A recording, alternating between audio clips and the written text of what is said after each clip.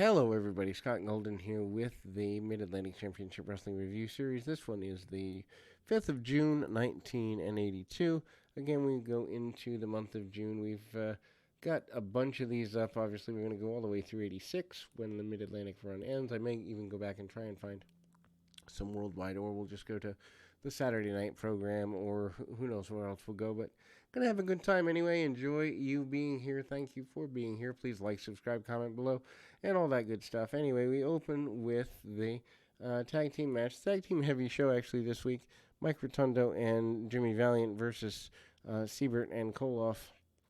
And of course, Valiant and Koloff had gone after it after the Mid-Atlantic Championship and the Television Championship over the years. Valiant coming in and teaming with a guy like Rotundo is almost an endorsement for Rotundo.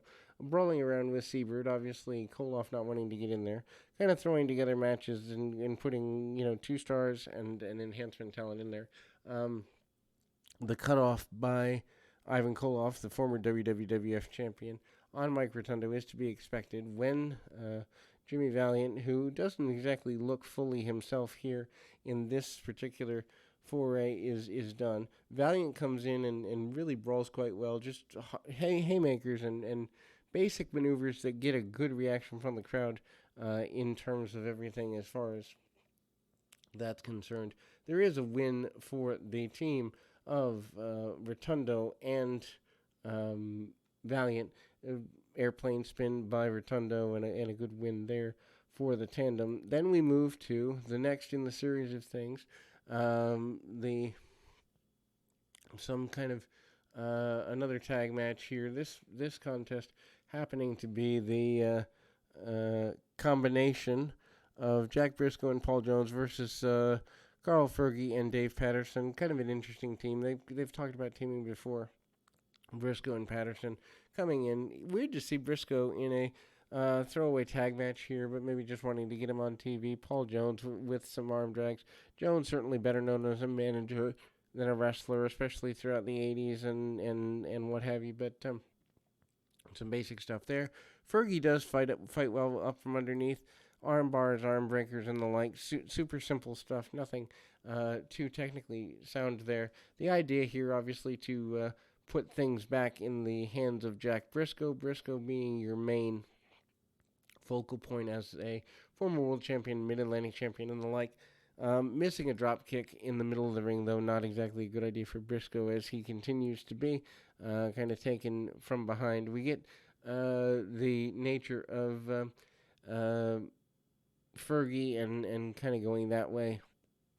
Fergie actually takes a bit more brawling and short-term victory than would be expected in this particular foray. And so it's interesting because they do try to build their enhancement talent up a little bit. Chop block like maneuver into a modified spinning toe hold into a roll through by none other than the number one Paul Jones and the former tag team champions Archer, Noodle, and Nelson. They're complaining about losing the championships to Parsons and Cash. That happened, I guess, on a house show. Although one thing that Mid-Atlantic doesn't really do well is talk about the losses and wins of titles. It's kind of just a mishmash of things, and unlike the WWF, where it's a pretty big deal, it's lesser a deal here. Although maybe the World Championship of if Flair were to win or something like that. Pretty big deal. Mosca and Slaughter have teamed up here, and that kind of goes forward. Slaughter does come out with his privates on occasion, but not nearly as much as he used to. Hard shots by Slaughter and getting a slam or two, launcher style on the Samoans. Mosca comes in, front face lock, kind of stays with him a little bit. Slaughter lost a little bit of luster since losing the Mid-Atlantic, the U.S. Championship. It's amazing to me that the U.S. Championship was, in fact, such a major championship at the time. Mosca comes in and goes right at it with one of the Samoans. Kind of interesting to see that the Samoans, at this point, are leaner. They're not nearly as much brawlers as they are in the WWF.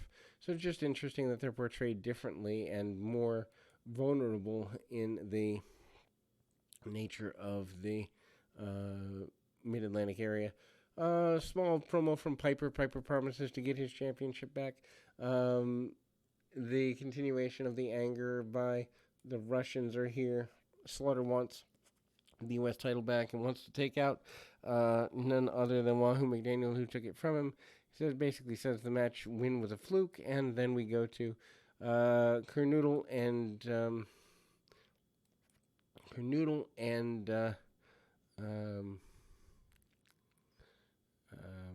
Nelson. There we go. I'm trying to think of a name there for a second. But anyway, against Cash and Parsons, the new Mid-Atlantic Tag Team Champions. Not sure why you have World Tag Team Champions and Mid-Atlantic Tag Team Champions in the same promotion. Just feels like overkill, but tag team reliance and filling out shows with teams is a pretty big thing. Parsons, series of arm drags, basic stuff.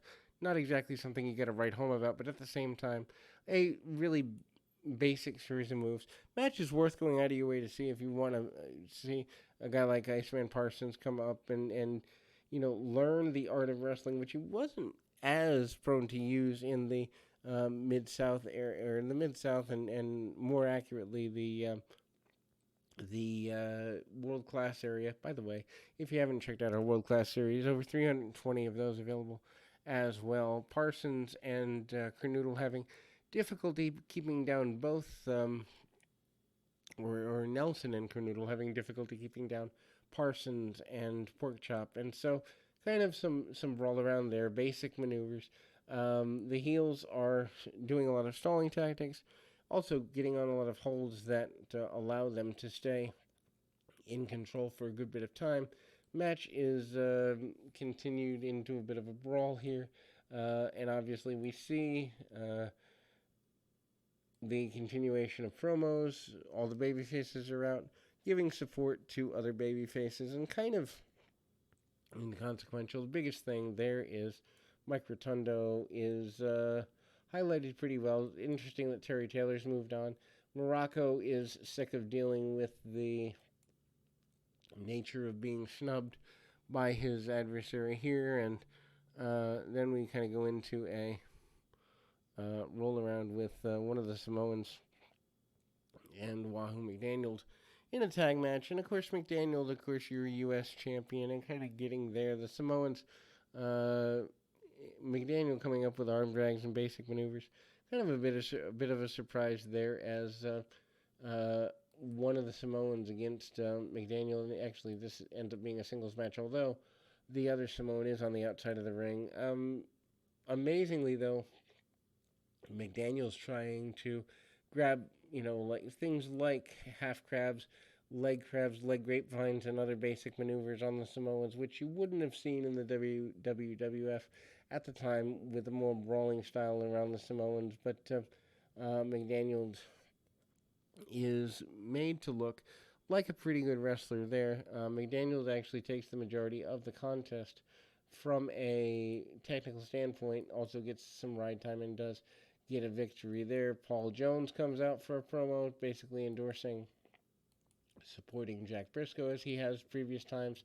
Jack Briscoe basically says he's going to be a fighting champion, wants to take out Piper, will take out Slaughter, will take out just about anybody else, and Wahoo McDaniel basically says that, in fact, if Don Morocco has a problem with him defending the U.S. Championship, that's his problem, and he'll fight him anywhere, anytime if he needs to. So that, again, moves into a feud between those two. We'll be back with more right after this.